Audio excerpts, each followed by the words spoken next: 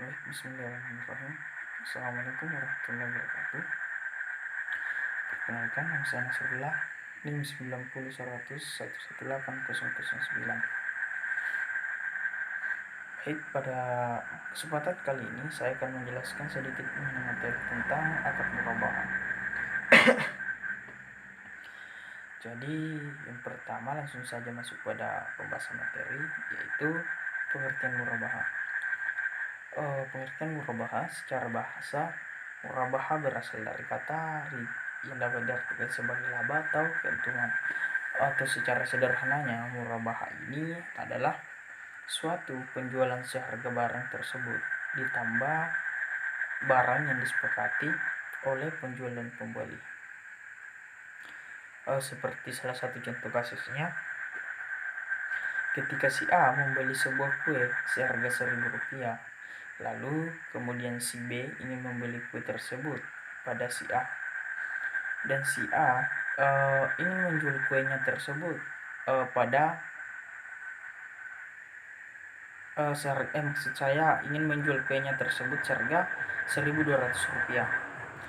Jadi sebelum si A menjual kuenya, si A terlebih dahulu harus menjelaskan harga pokoknya kepada pembelinya tadi, yaitu senilai Rp1.000. Adapun si A juga harus menjelaskan berapa keuntungan ia peroleh mengenai transaksi tersebut, dan keuntungan yang diperoleh si A dalam kasus ini yaitu senilai Rp200. Nah, itu tadi salah satu contoh akad murabahah. Adapun landasan hukum akad murabahah ini berlandaskan dalam Al-Quran dan hadis. Dalam Al-Quran sendiri terdapat pada surah Al-Baqarah ayat 275 yang berbunyi wa ahallallahu bai'a wa harramar riba, yang artinya Allah telah menghalalkan jual beli dan mengharamkan riba. Adapun hadis yang diriwayatkan oleh Ibnu Mas'ud radhiyallahu anhu bahwasanya diperbolehkan menjual barang dengan mengambil keuntungan 1 atau 2 dirham. Nah, di dalam murabahah juga terdapat rukun dan syarat, dan pada umumnya rukun ini selalu ada pada akad jual beli. Di antaranya itu yang pertama,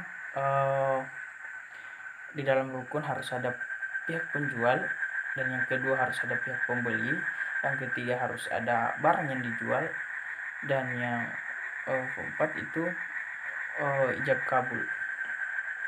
Adapun syarat dalam murabahah antara lain yaitu orang yang berakad harus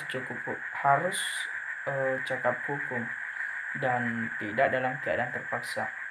Dan yang kedua, objek barang yang ditransaksikan harus halal serta jelas ukuran, jenis dan jumlahnya.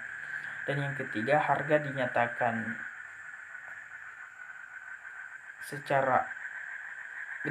harga disampaikan secara transparan dan mekanisme pembayaran disebut dengan jelas. Serta yang keempat, syarat terima ijab kabul harus dijelaskan dengan menyebutkan secara spesifik pihak yang terlibat dalam akad tersebut. Adapun tujuannya adalah agar di dalam jual beli ini tidak ada yang dirugikan antara satu sama lain. Selanjutnya yaitu murabahah dengan permintaan pembeli. Jadi murabahah dengan permintaan pembeli ini maksudnya ialah bila ada dua orang pihak,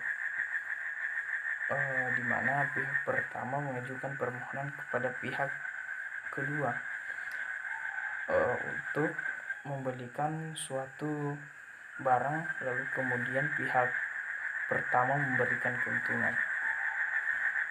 Seperti contoh kasus yang ada pada PowerPoint yang telah dibagikan, ketika Andi sedang membutuhkan sebuah laptop dengan spesifikasi tertentu seharga Rp5 juta, lalu kemudian ia belum mempunyai uang yang cukup untuk membeli laptop tersebut. Dan si Andi ini bermohon kepada temannya yang namanya Umar untuk membelikannya terlebih dahulu. Kemudian Andi membelikan keuntungannya sebesar 500.000 rupiah, dan pembayarannya melalui ansur atau tunai. Selanjutnya yang terakhir adalah aplikasi murabaha dalam lembaga keuangan syariah. Adapun mekanismenya dalam aplikasi lembaga keuangan syariah antara lain nasabah mengajukan permohonan kepada pihak bank, lalu kemudian pihak bank akan mencari dan membeli barang yang diinginkan oleh nasabah.